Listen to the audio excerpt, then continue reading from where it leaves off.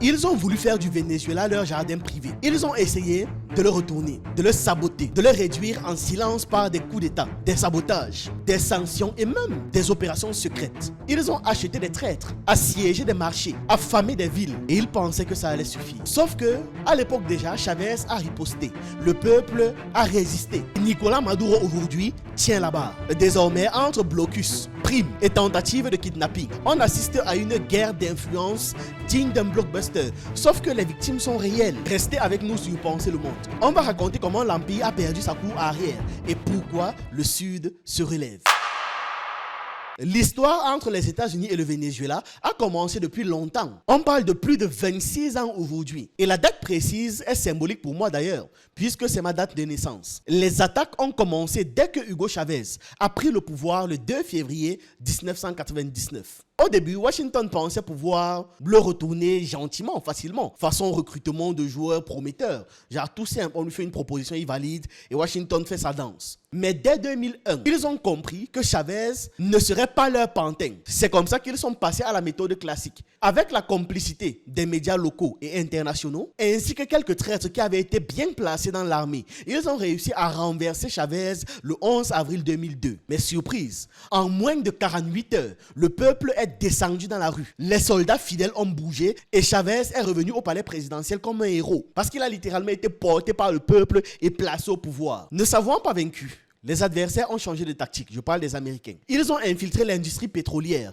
le cœur de l'économie du pays, et lancé une grève pétrolière qui a bloqué une bonne partie de l'économie. Résultat, le Venezuela perd des milliards. Mais paradoxalement, ça a permis à la révolution bolivarienne de nettoyer la PDVSA.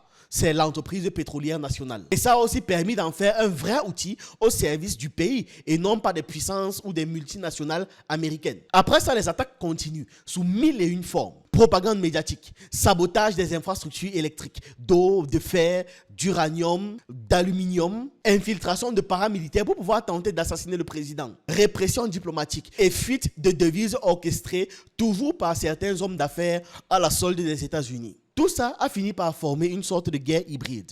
Un mélange de coups bas économiques, de coups bas psychologiques, de coups bas politiques, de coups bas médiatiques menés par l'Empire américain et tous ses relais locaux contre le peuple vénézuélien. Pendant ce temps, Chavez ne reste pas les bras croisés. Il lance OPEP, OPEP. Il remet de l'ordre dans les prix du pétrole et assure des revenus plus stables pour les pays producteurs de pétrole. Grâce à cette stratégie, il finance les programmes sociaux, éducation, logement, sport, culture, souvent avec l'aide du commandant Fidel Castro et du peuple cubain. Résultat, la pauvreté chute, le niveau de vie s'améliore et pour la première fois depuis très longtemps, les richesses du pétrole profitent réellement aux Vénézuéliens et pas simplement à une élite corrompue. La défaite de l'ALCA à Mar del Plata et surtout sous les yeux de George W. Bush reste l'un des pires cauchemars de l'Empire américain. Leur grand rêve de contrôler totalement le continent américain s'est effondré ce jour-là et depuis, l'oncle Sam a des crampes au ventre. Rien que quand il a les souvenirs de cet événement. Derrière cette humiliation, Hugo Chavez et Nestor Kirchner, deux chefs d'État qui ont osé dire non à la domination des Yankees. Et en plein dans ce que Washington considérait comme son jardin privé. Vous voyez en fait le niveau d'humiliation. Chavez, lui, ne s'est pas arrêté là. Il a créé PetroCaribe, un programme d'entraide pétrolière qui va soutenir les peuples des Caraïbes et d'Amérique centrale, dont Cuba, bien évidemment Cuba. Il a aussi aidé l'Argentine à se débarrasser de sa dette étouffante envers le FMI et contribuer à l'émergence d'une vague de gouvernements progressistes à travers l'Amérique latine. Donc le résultat, ça a été un continent qui respirent, les peuples qui trouvent enfin un peu de dignité, un peu leur souffle et un vent qui tourne en faveur du Sud. Mais après 15 ans d'une guerre hybride constante et surtout après la mort tragique du commandant Chavez, le Venezuela et leurs alliés locaux pensaient que la révolution bolivarienne était enfin tombée parce qu'ils disaient ouf. Sauf que c'est raté. Le peuple, fidèle à son héritage, élit Nicolás Maduro, le successeur choisi par Chavez. Une nouvelle claque pour Washington et ses partisans. Furieux, ils ont déclenché une série d'attaques violentes, provoqué des émeutes meurtrières, lancé une guerre économique sans merci. Les rayons, littéralement, se vidaient dans les supermarchés du pays. Les médicaments disparaissaient, l'essence était trafiquée, la monnaie était en train de s'effondrer. Bref, Tout était fait pour affamer et épuiser le peuple. Et comme si ça ne suffisait pas, en mars 2015, le gentil Barack Obama, prix Nobel de la paix, rappelons-le, a signé un décret hallucinant. Il a déclaré que le Venezuela était une menace extraordinaire pour la sécurité des États-Unis. Oui, un pays tropical sans armes nucléaires devient subitement le plus grand danger de l'univers. Derrière ces mots, c'est une pluie de sanctions illégales et inhumaines qui se sont abattues. Banques bloquées, avoirs gelés, l'entreprise pétrolière russe étranglée. Les revenus du pétrole se sont effondrés à 95%. L'économie a été sabotée de l'extérieur, puis accusée d'être en crise, comme toujours. Dans tout ce chaos, l'opposition locale a profité de la situation pour remonter les législatives soutenues à fond par Washington. Fort de cette victoire, contents, ils ont lancé les violences dans les rues, espérant faire tomber Maduro et balayer la révolution. Mais encore une fois, ils échouent. Le président Maduro convoque une assemblée constituante, restaure l'ordre et en quelques semaines, la tempête s'apaise. Le peuple retourne aux urnes et Maduro est réélu pour une période allant de 2019 à 2025. Bref, à chaque fois que l'Empire croit avoir gagné, le Venezuela lui répond « Pas si vite, gringos. Je suis encore là, je suis encore debout. » Pendant son premier mandat, Donald Trump a joué son cowboy de western. Il a menacé le Venezuela à tout bout de champ, jurant qu'aucune option n'était à exclure pour pouvoir détruire le Venezuela. Ce genre de menace viole carrément la charte des Nations Unies, qui interdit justement les menaces. Mais bon, Trump n'était pas à un tweet près. Pire encore, Trump a voulu imposer depuis Washington un gouvernement fantôme, un président imaginaire sur une estrade, sans armée, sans électeurs, sans État, sans peuple. Résultat, la marionnette qu'il avait mise en avant n'a rien dirigé du tout. De toute façon, il n'avait rien à diriger, à part les comptes bancaires où il cachait les richesses volées du Venezuela à l'étranger. Même la CIA, pourtant experte en coups tordus, s'est cassé les dents. Tentative d'invasion échouée, projet d'assassinat du président Maduro échoué, sabotage électrique.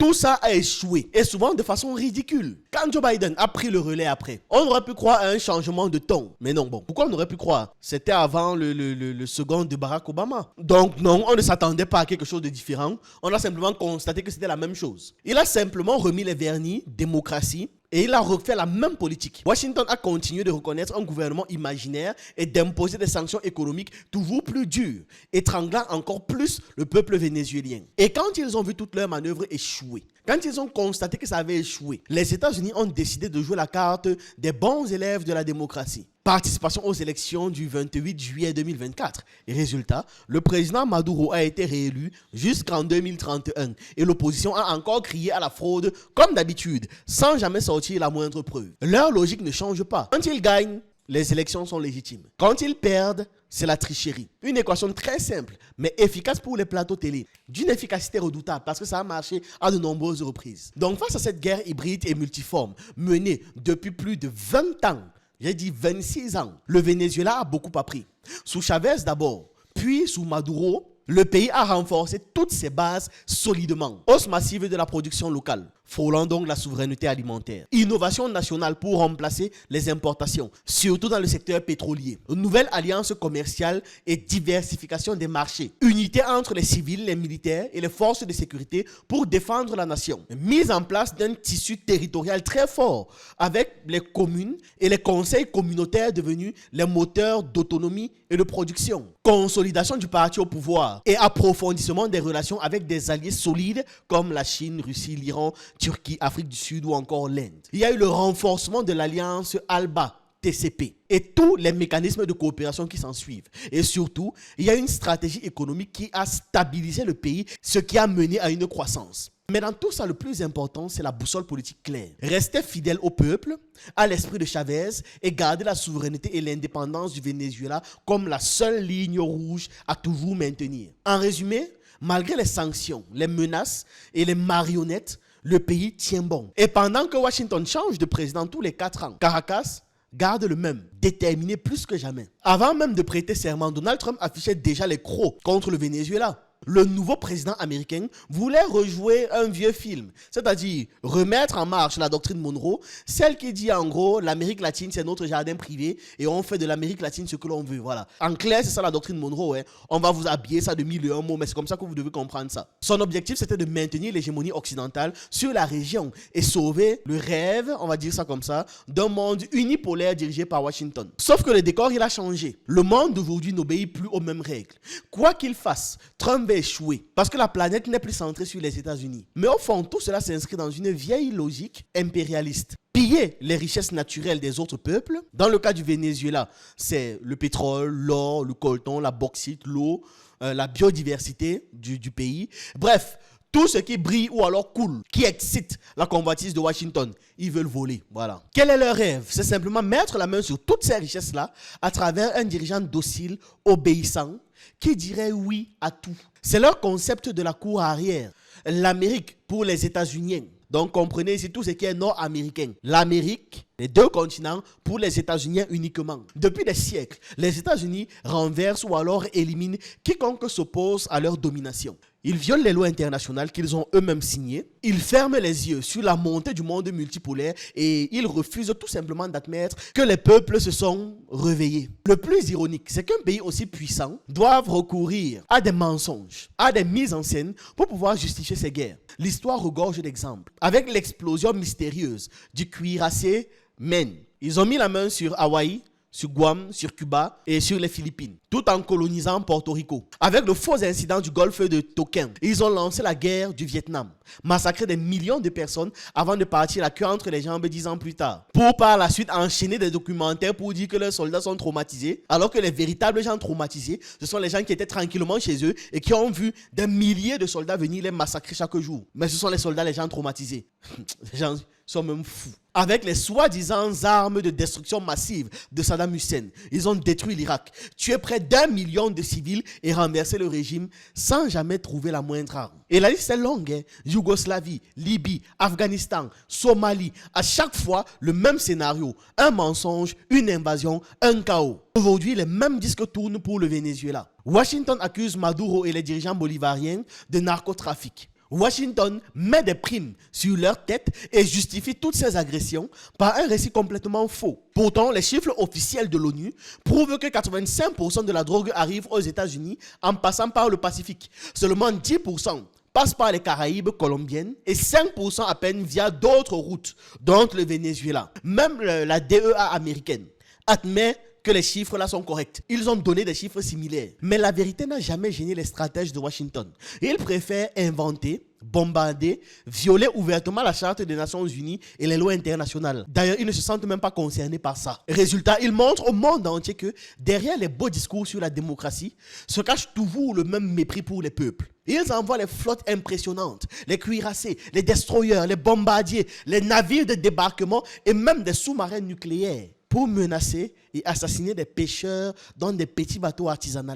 Les petits pêcheurs là ne pouvaient jamais traverser la mer des Caraïbes pour atteindre les côtes américaines. Ils le savent et pourtant ils les ont tués sans procès ni enquête.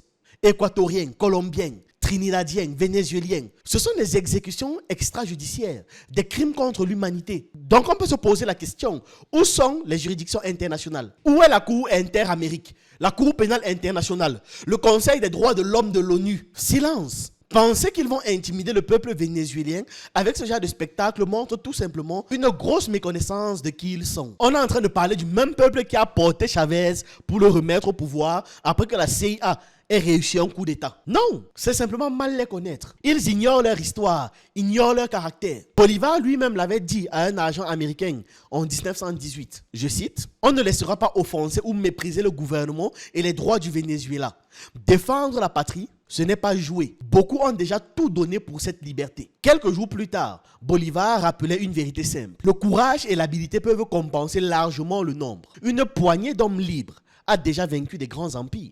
L'histoire le prouve. C'est exactement ça l'esprit des Vénézuéliens. Quand le président Maduro a appelé à défendre la patrie, vous avez vu des millions d'hommes et de femmes qui sont descendus sur la place Bolivar dans chaque ville et dans chaque village pour s'enrôler dans la milice bolivarienne. Cette milice rattachée à la Forces armées nationales bolivariennes, les FANB, les FANB, compte des millions de miliciens et miliciennes formés et prêts actuellement. Ils se sont préparés à tenir leur tranchée si l'agresseur venait. Tout le territoire est surveillé et sera défendu en cas d'attaque. La Constitution le dit, la défense de la nation est une affaire de tous. Aux côtés de Bolivar, Chavez, Maduro, la FANB, l'État Et tout le peuple est en train de s'organiser, y compris avec des brigades internationalistes, pour repousser et vaincre l'ennemi. L'ennemi est clairement identifié. Il est vêtu d'un drapeau rouge, blanc et bleu. Et vous voyez que partout sur Terre, les problèmes viennent des mêmes gens. L'histoire est en train de nous montrer pourquoi est-ce que le Sud global doit s'unir. Voilà, c'est ce que j'avais à partager avec vous dans cette vidéo. N'oubliez pas d'aller dans l'onglet Post pour pouvoir répondre au quiz de la journée. J'attends également en commentaire vos avis, vos analyses et on se retrouve une prochaine fois.